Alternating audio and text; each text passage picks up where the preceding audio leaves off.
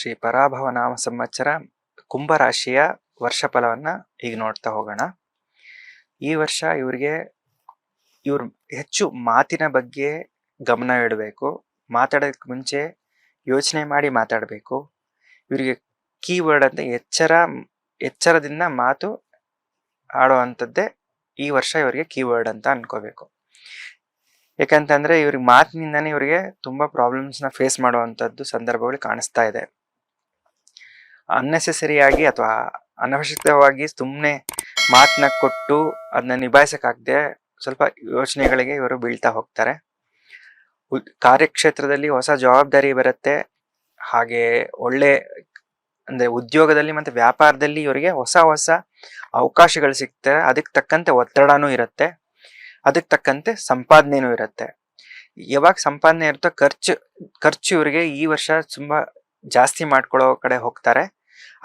ಅದ್ರ ಪಕ್ಕ ಸ್ವಲ್ಪ ಯೋಚನೆ ಮಾಡಿ ಖರ್ಚನ್ನ ಕಡಿಮೆ ಮಾಡ್ತಾ ಹೋದಷ್ಟು ಇವರು ಬ್ಯಾಲೆನ್ಸ್ಡ್ ಲೈಫ್ನ ಅನುಭವಿಸ್ತಾ ಹೋಗ್ಬೋದು. ಈ ರಾಶಿಯ ಮಹಿಳೆಯರಿಗೆ ಹೊಸ ವಿದ್ಯೆಯನ್ನು ಕಲಿಬೇಕು ಅಂತ ಅನ್ಸೋದು, ಟೆಕ್ನಾಲಜಿನ ಕಲಿಬೇಕು ಅಂತ ಅನ್ಸೋದು, ಅಥವಾ ಕೆಲ್ಸಕ್ಕೆ ಹೋಗ್ಬೇಕು ಅಂತ ಅನ್ಸೋದು, ಮನೆಗೆ ಮತ್ತೆ ಈ ಕೆಲ್ಸದ ಎರಡೂ ಬ್ಯಾಲೆನ್ಸ್ ಮಾಡೋದಕ್ಕೆ ತುಂಬಾ ಒಂದ್ ಸ್ವಲ್ಪ ಕಷ್ಟಕರವಾಗಿ ಆಗ್ಬೋದು. ಆದ್ರೆ ವರ್ಷದ ಕೊನೆಯಲ್ಲಿ ಇವರಿಗೆ ಒಳ್ಳೆ ಫಲಿತಾಂಶವನ್ನ ಪಡಿತಾರೆ. ವಿದ್ಯಾರ್ಥಿಗಳಿಗೆ ಇದೊಂಥರ ಮಿಶ್ರಮ ವರ್ಷನೇ ಅಂತ ಹೇಳ್ಬೇಕು. ಅವರ ಶ್ರಮ ಜಾಸ್ತಿ ಆಗ್ತಾ ಹೋಗ್ಬೇಕು, ಅವಾಗ ಒಳ್ಳೆ ಫಲಿತಾಂಶಗಳನ್ನ ನಿರೀಕ್ಷಿಸಬಹುದು. ರೈತರಿಗೆ ಇದು ಮಧ್ಯಮ ವರ್ಷ ಆಗಿರತ್ತೆ. ರಾಜಕಾರಣಿಗಳಿಗೆ ಹೊಸ ಜವಾಬ್ದಾರಿಗಳು, ಅವ್ರು ಅನ್ಕೊಳ್ದೇ ಇರುವಂತ ಕಾರ್ಯಕ್ಷೇತ್ರಗಳಲ್ಲಿ ಹೋಗ್ಬಿಟ್ಟು ಕೆಲಸ ಮಾಡುವಂಥದ್ದು, ಇಂಥದ್ದೆಲ್ಲ ಈ ವರ್ಷ ಅವರಿಗೆ ಅವಕಾಶ ಜಾಸ್ತಿ ಸಿಗ್ತಾ ಹೋಗುತ್ತೆ. ಆದ್ರೆ ವರ್ಷಾಂತ್ಯದಲ್ಲಿ ಒಂದು ಒಳ್ಳೆ ವಿಷಯ ಅಂತೂ ಇವರು ಪಡಿಬಹುದು ಅವರ ಕಾರ್ಯಕ್ಷೇತ್ರದಲ್ಲಿ.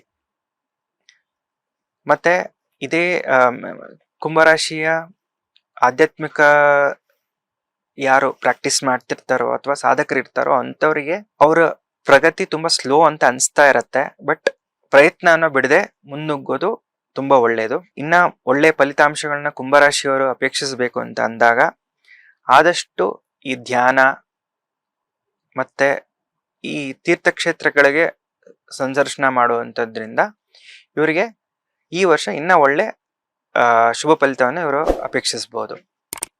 ಒಟ್ಟಾರೆ ಶ್ರೀ ಪರಾಭವ ಸಂವತ್ಸರ ಇವರಿಗೆ ಮಧ್ಯಮವಾಗಿ ಇರುತ್ತೆ.